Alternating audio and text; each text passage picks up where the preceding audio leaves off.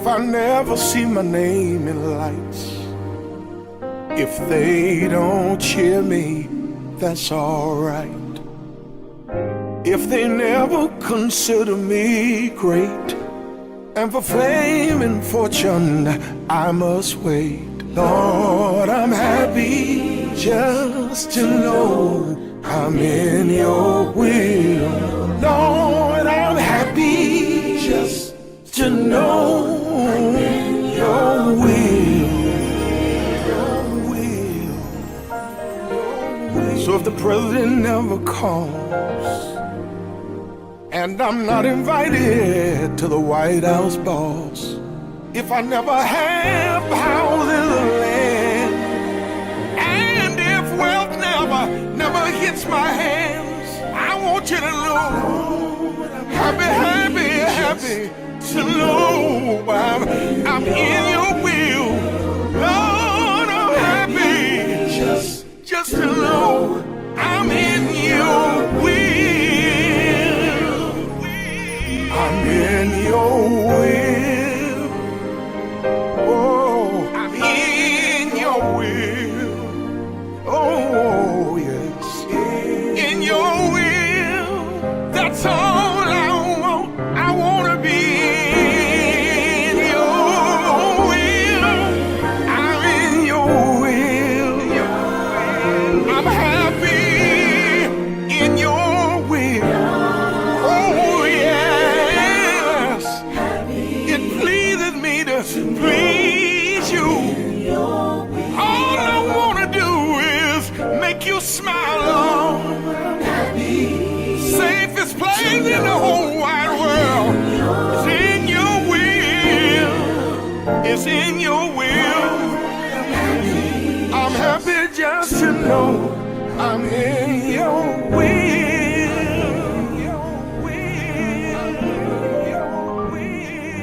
Your will. I'm happy in your will.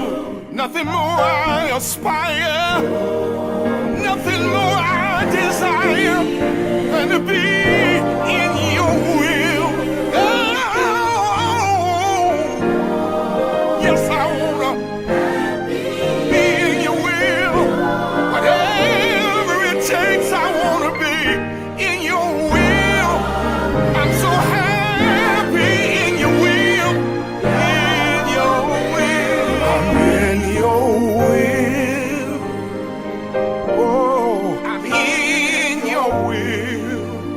Oh, yes. In your will. That's all I want. I want to be in your will. I'm in your will. I'm happy in your will. Oh, yes. It pleases me to please you. All I want to do is make you smile, Lord. Safest place in the whole wide world. It's in your will. It's in your will. I'm happy just to know I'm in your will.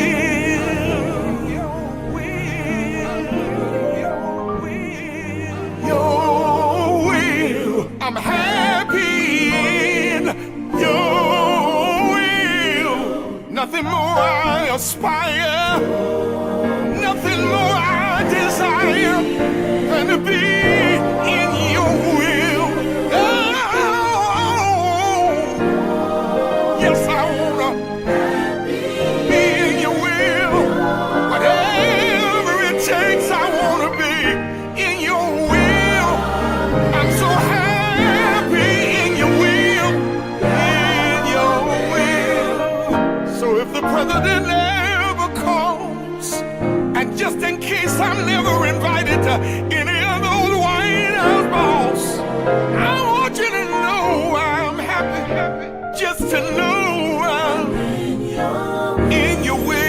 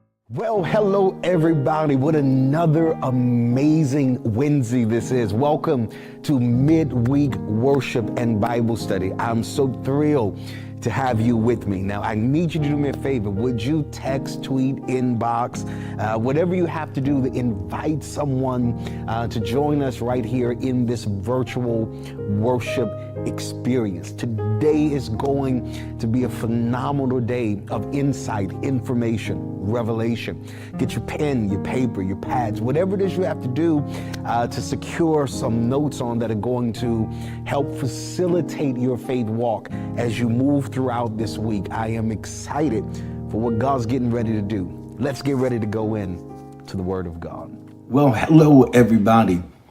With another opportunity, with amazing opportunity to be able to come to you and to give you what I'd like to call this bonus session, part 4 of detaching yourselves from emotional vulnerability.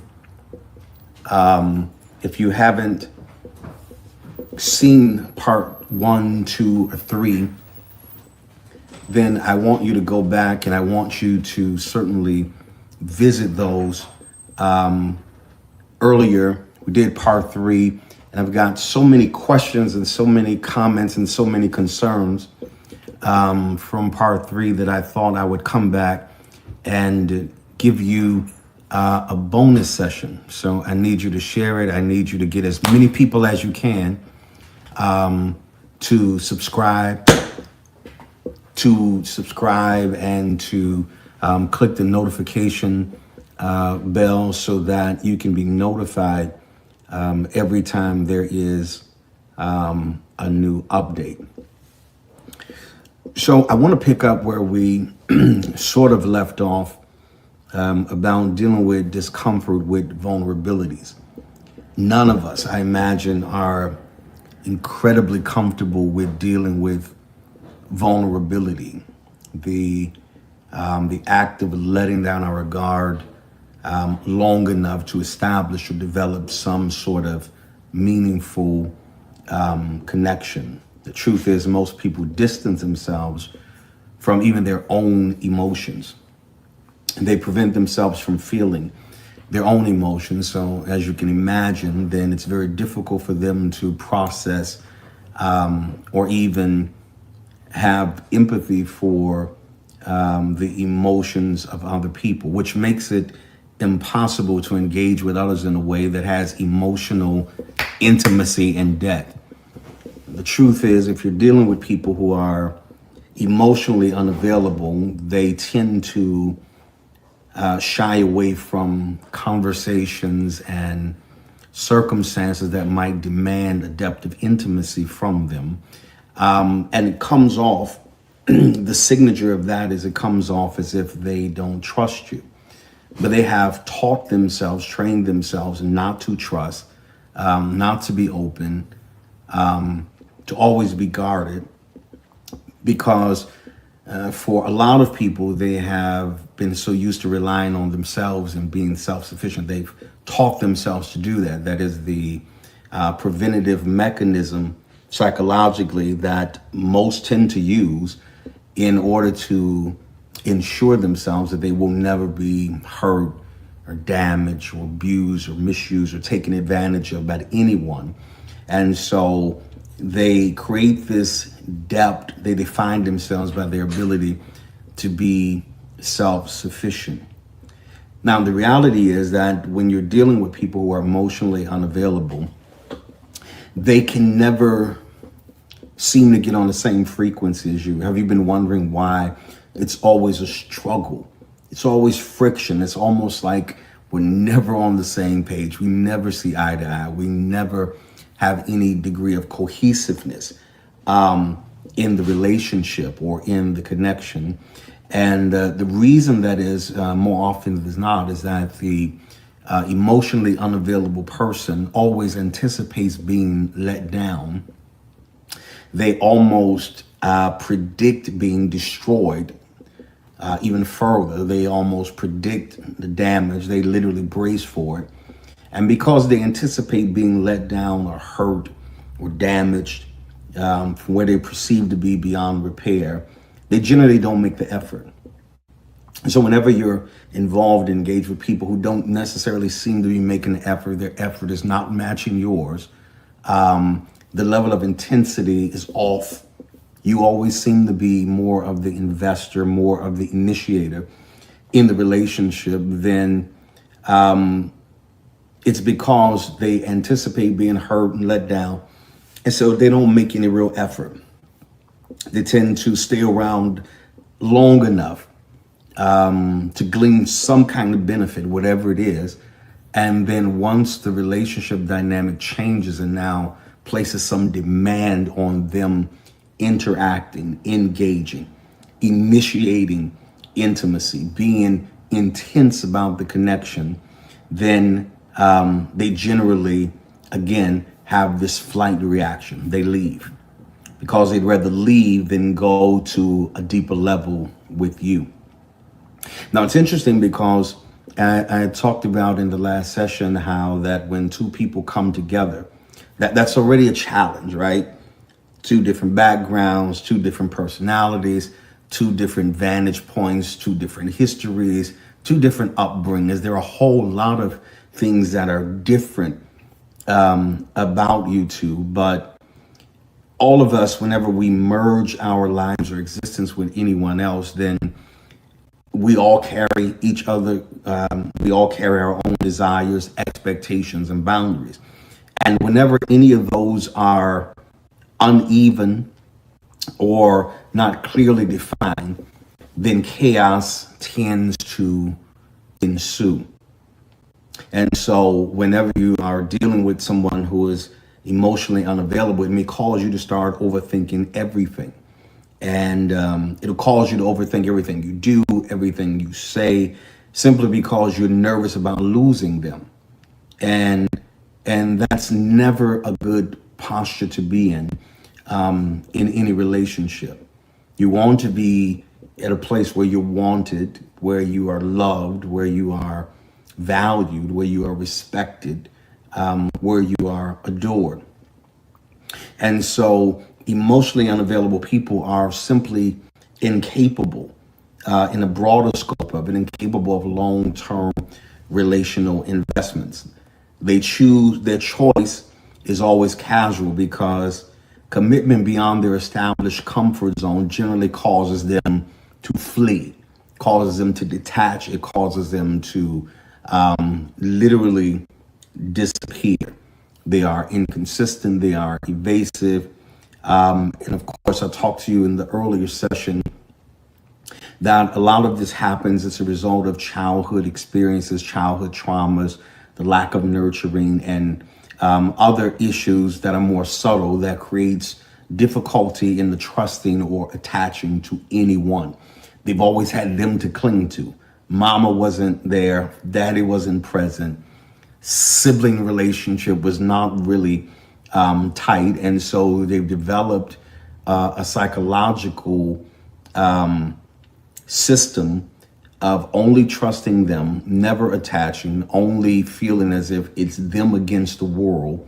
And so because of that, it has projected and carried out through their adulthood, and of course, carry through their relationships, which often is another reason or factor in them being as emotionally unavailable as they are.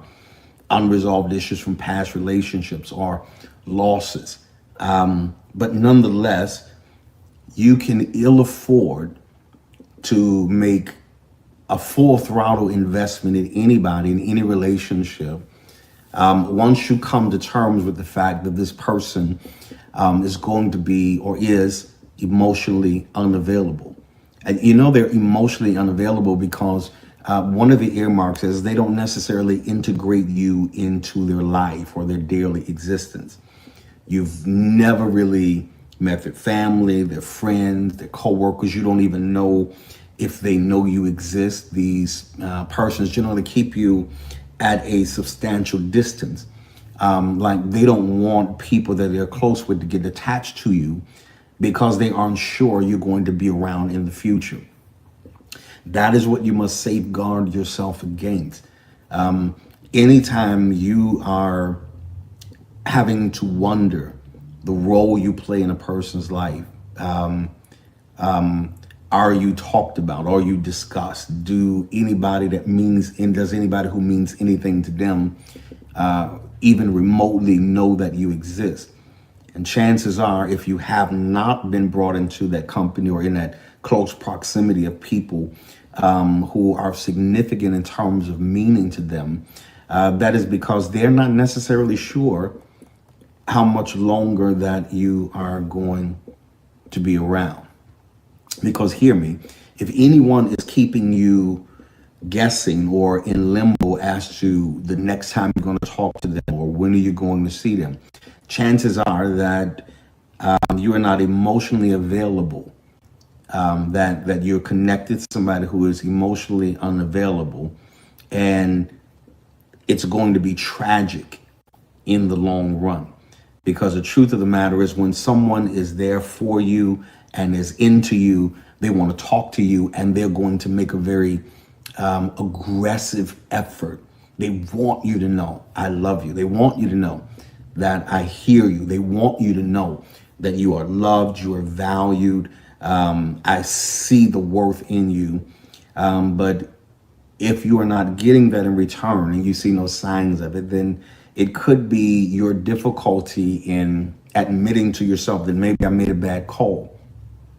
Maybe my judgment was off.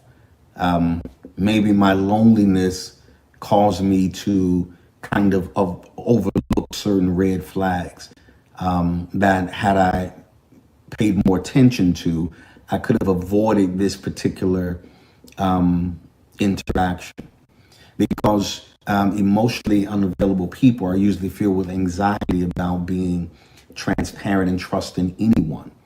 Often there is this air of an excessive independence or self-sufficiency that I talked about earlier, and they use this psychologically to convince themselves that they don't need anybody. And hear me when I tell you, you don't want to be in any kind of relationship with a person who doesn't feel like they need anybody, because they're giving you the vibe that, hey, if it comes down to me and you, it's going to be me. It's all about me. I'm all in it for myself, and no one else matters.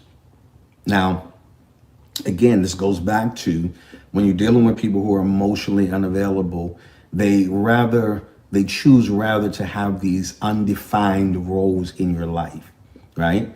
What are we? Well, why do we have to put a label on anything? We just are what we are. Or they may choose, well, we're just friends with benefits. But if someone refuses to define the relationship or talk about what you can both expect from each other while still wanting the benefits of it, it might be that you have an unavailable partner, which could potentially set you back. I mean, it's a high probability that that's going to end with you being hurt and you being left in the aftermath with regret because of your lack of ability, again, to discern if this was the right thing for you. But the truth of the matter is that you have to stop thinking that you can change somebody who's emotionally unavailable. Again, it has nothing to do with your level of attractiveness or your desirability. It's usually a deficient area that has not been healed or processed in the other person. Because emotionally unavailable people are generally impossible to modify. Now, it takes a lot of time for me to counsel people through this particular segment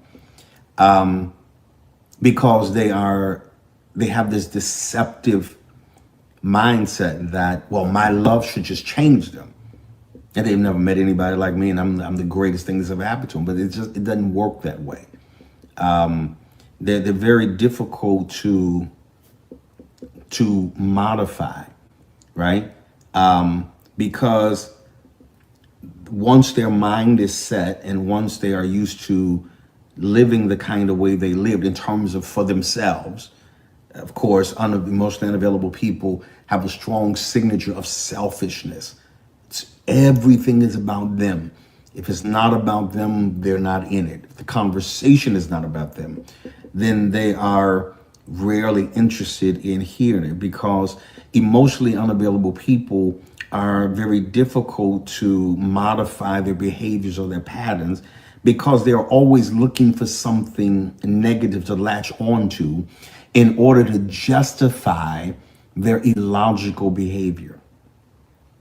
They seek perfection from you so that they can use your flaws as justification for ending things or not getting serious with you at all. Now that's the dilemma, because they will use what they perceive your flaws are, or they will use what your confessed flaws are as justification for not fully investing or creating any emotional depth between you two. And they feel justified in doing so because they always have a tendency to highlight what's negative, because what's negative about you becomes their ammunition and it becomes their exit strategy.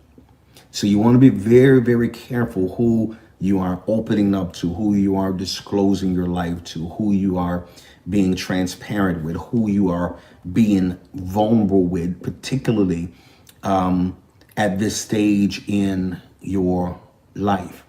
Now, you have to start noticing the signs, because as much as you are investing, as great as your spirit is, as wonderful as your heart is,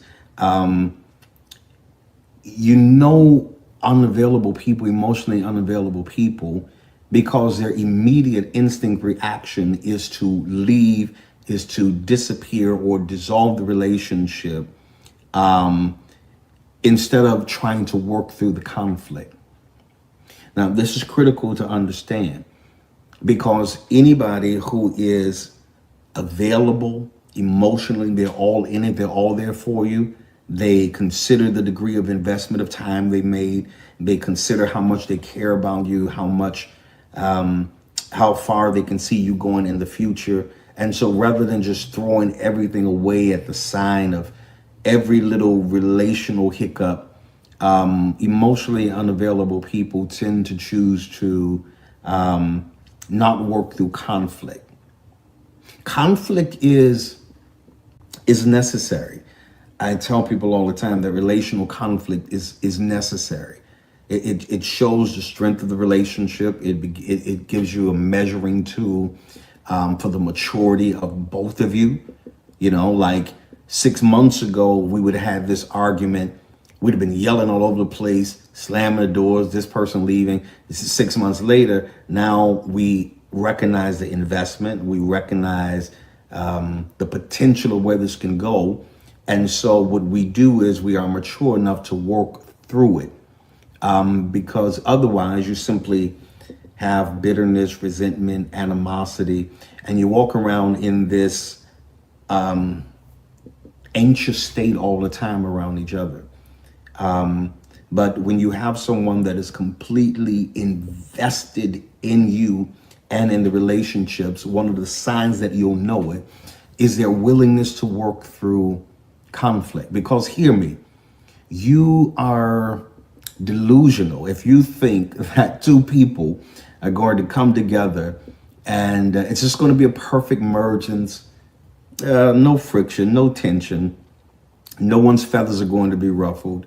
No one is going to be upset. No one is going to feel disrespected. The other one is not going to like the tone of your voice. The other one won't like the volume of your voice. You are sadly mistaken. Relationships are work, right? I mean, come on, let's be honest. You know, it takes work to love you, right? So why are you expecting this person to come in and with just a little bit of orientation from you, come in and now they've mastered you? They mastered what you want, how you want it, when you want it, how you like it, what you don't like. It takes time to develop that. It takes time to create synergy. It takes time, work, energy, effort, sweat, tears. taking a break, walking away, breathing, getting some fresh air, coming back together. But at the end of the day, your commitment to be together trumps the conflicts that are trying to divide and trying to separate you.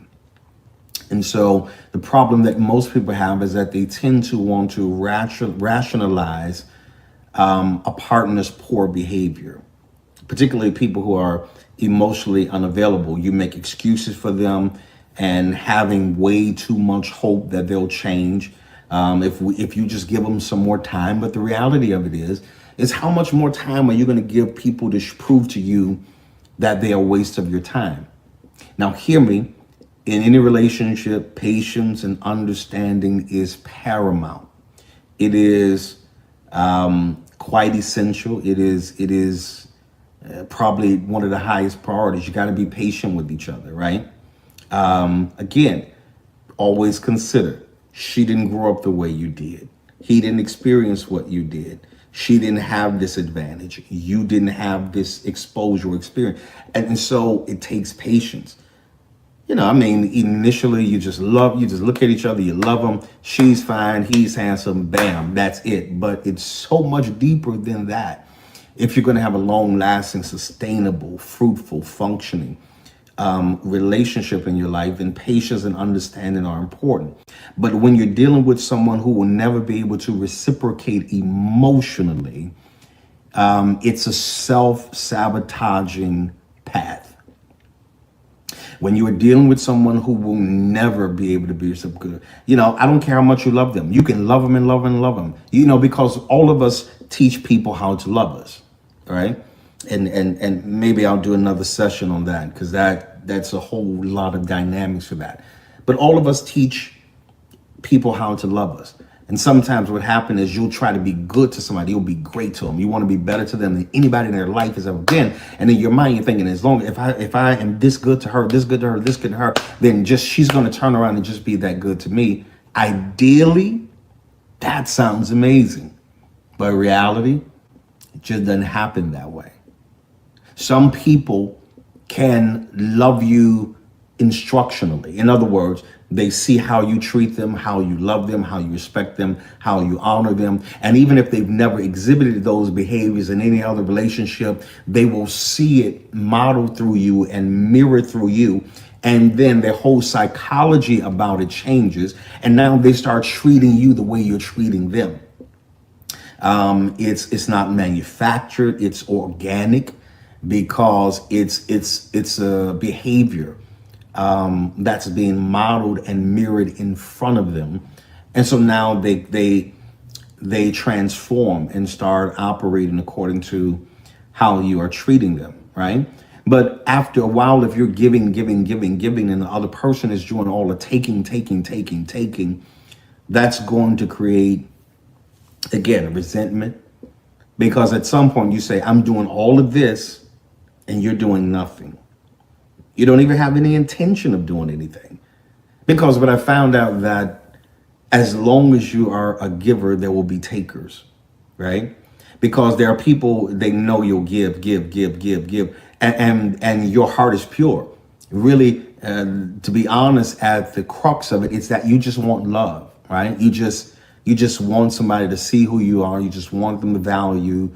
And so you just give. And you don't even want back what they're giving you. You just want to have that genuine love and that genuine connection. But once you realize that the person you're with, or even considering being with, does not have the ability to reciprocate emotionally, then you have to make a tough call in order to preserve your mental state, your mental capacity, and your heart. Because sometimes cutting someone off protects you from potential unrecoverable dysfunction. All right. And so when you're dealing with people who are emotionally unavailable, their instinct is to cut people off. And what they're doing is protecting themselves from getting close to people. But at the same time, when you protect yourself from getting close to people, it also distances you from anything meaningful, because you will have nothing meaningful if there is no connection, if there is no cohesiveness, right? And so on one hand, you say he hurt me, so I'm not trusting him again. All men are dogs. All men are crazy. I don't even trust them anymore. And then the woman doesn't treat you the right way, and you start to, well, I'm done with women. I'm done with real relationships. I'm gonna just be casual. I'm gonna have one night stand. I'm gonna just do that. I'm not investing any emotional attachment in it. But then the problem is, while you are trying to protect yourself and prevent people from getting close to you, you're also distancing yourself from anything meaningful in your life. Now, emotionally unavailable people have a lot of challenges. And when you discover that they don't have a lot of emotional range, then there's something threatening to them about emotions. Now, I'll give you that, and I'll go a little deeper. When you realize that the person doesn't have a lot of emotional range, right? They can't empathize, they can't be sympathetic, they can't place themselves in the other person's shoes, because how often have you said something and felt very strongly about it until you thought about it for a moment and said, well, let me put myself in her shoes. And now you know that what you did was wrong or not the proper way to handle it, right?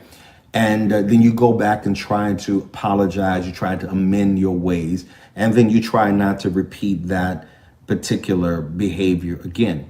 But there are people who are so emotionally unavailable, they have no range of emotions. They have one emotional posture, and that's just unavailable. No, you're getting too deep for me. The language will tell you, they'll say things like, no, you're getting too deep. Now, let's not talk about it. That's too deep of a conversation.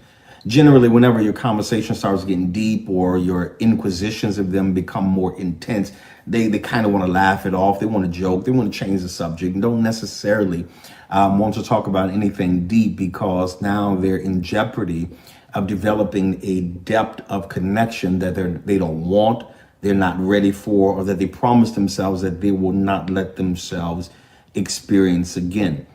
And so to protect themselves from rejection, these individuals retreat to their, again, psychological path mentally to a place of restricted emotions. And so emotionally unavailable people have a tendency of needing to control the situation in order to prevent it from escalating into something more meaningful. Now, let me say this to you, ladies and gentlemen, people who aren't in touch with their own emotions will not be effective at dealing with and processing or protecting yours. Let me let that sink in for a moment. People who aren't in touch with their emotions will not be effective at dealing with, processing, or protecting your emotions. They'll think you're overreactive. They think you are overthinking. They think you're making a big deal out of nothing. And so it's important when you are nurturing relationships that you tap into understanding each other's language. I know what you said, but what did you mean by that? Because when I say this, I mean something different, right? And so you don't have to mean what I mean, what you say, but we do have to understand what we mean when we say it, right? And so you have to get on a path where you're able to discern and hear and understand the language that your partner has, because the truth of the matter is happy relationships are ones where your partner wants, needs, and deserves to hear you and to be heard. And they want to feel connected with you. They want to feel supported by you. They want to feel valued by you, right? No one wants to be relegated to the background, right? No one wants to feel like they're unimportant in the scheme of your life, because the reality of it is, why am I in your life if you don't regard me as important?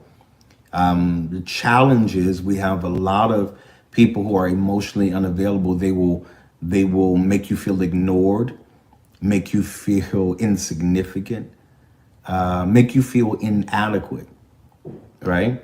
And so you have to safeguard your mind, your spirit, your headspace, and say, once I recognize that you're emotionally unavailable, that you will never be able to give me what it is that I actually need to have a fruitful, functioning, fulfilling relationship, then I have to make the hard call and disconnect myself from it, or else I'm in jeopardy of plummeting into a place of emotional sabotage that, again, it will take who knows how long for me to recover from. Let me say this to you, that when you're in a relationship, ladies and gentlemen, you deserve to feel secure, you deserve to feel valued, and for your partner to be attentive to you. Please do not take the criticism about your what you feel to be a reasonable emotional need to heart. Some people just don't possess the capacity to love you at the level that you need.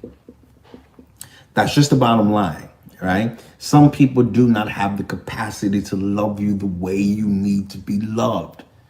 It doesn't matter how much you want them. It doesn't matter. Because what I found out a long time ago is that just because they want you doesn't mean they deserve you. Just because they desire you doesn't mean that they are a part of your destiny, that they are ordained and assigned to be a part of your life. I say it all the time. Just because you've been a part of my past doesn't qualify you to go into my future. And so you have to be able to instill into your life some qualifying factors for people to gain access and to have interest into your life, and particularly to be able to have access to your heart. One of the things that you should ask yourself when trying to determine how emotionally unavailable your partner is, or your potential interest is do you feel supported by them? Right? Is it just all about them? Do we just make a big deal about you, but we don't about me? Do you feel like you're understood? Right? Do you feel they just casually nod and say, okay, but they don't really get it. They don't see you. They're looking at you, but they don't see you. Man, there's no feeling like that when they're looking at you, but they don't have a clue as to who you are. Sitting across the table from you, eating breakfast, but they have no idea who you are. You have to ask yourself, are they really interested in my life? Do they take the time? They would say, well, how was your day? How do you feel? Do you feel overwhelmed? Do you feel overworked? Do you need some relaxation time? Right? Because these are some things you need to ask them to determine their emotional posture, how available they are to you. Because all of us need people in our lives, particularly if it's a relationship. You need them to have a depth of emotional availability, right? Because the world dishes out so much, your job dishes out so much, your family dishes out so much. So you have to be able to come together with that person that you are meant to be with, and know that whatever emotion you're on the range of emotions, on the wide spectrum of the emotional gamut, that wherever you fall at, that person can be available for you. If you're sad, they're available to absorb the sadness. If you're hurting, they're available, they're present enough to absorb the hurt. If you are confused, they're emotionally available enough to help you navigate through those times in your life that you don't know how you're going to come out, just overwhelmed. You got to have a person, if you're going to have any emotional depth in the relationship, then they have to be able to meet you wherever you are on the wide spectrum of the emotional gambit, right? Because otherwise you feel alone, you feel dejected, you feel like, well, I can't talk to them, I got to find somebody else to talk to, when the whole reasoning for this relationship is to envelop within it is pretty much everything you would need. Not that you don't have friends, and not that you don't have girlfriends you talk to about various things, but in the wide scope of things, this is the person that I'm going to share my life with the next 30, 40, 50 years, right? And so while others come and go, this person is supposed to be the one consistent factor in my life. And so I had better spend the time now investing in this, molding the relationship, modifying what I need to modify, because you both have to modify something, right?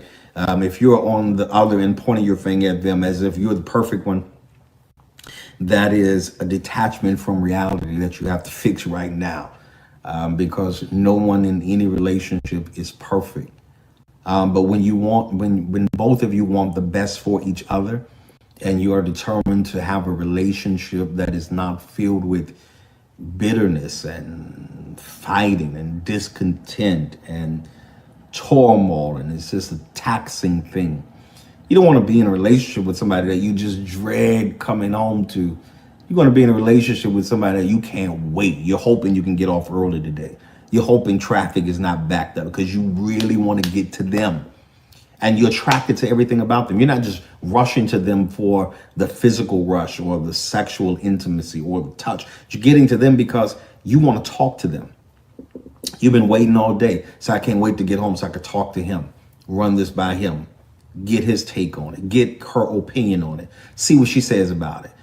Because, yeah, there are other people on the planet, but that's that voice right there that you need, that voice you count on to provide validation, acceptance, acknowledgement. 100 people can tell you did good, but it's something about hearing it from them that does everything in the world to you, right? And so you have to have people in your life, your partners, your wife, your husband, that have a depth of emotional range in order to handle all of the emotional states that you might find yourself in. And so I want to tell you this day that if you're in a place where you're not so sure where the person stands, you haven't been getting the respect you need or that you're due, you haven't been getting the recognition that you're due, you haven't been being heard, acknowledged, it means that you have a little homework to do. It means that you have to really call yourself to the carpet and say, how much longer can I keep living life with emotionally unavailable people? It's frustrating to the core. But you have to make that determination in this season of your life. Let me tell you, you deserve to be loved off the chart. You are amazing. You are phenomenal beyond definition. You are an amazing individual who deserves another amazing individual. Like, life is too short to settle and to shortchange yourself. When you know that you are bringing something to the table, something of value and significance, then you have a right to want what you want and to live the kind of life that you want to live. But on this day, I wanted to kind of give you this bonus session. It was amazing.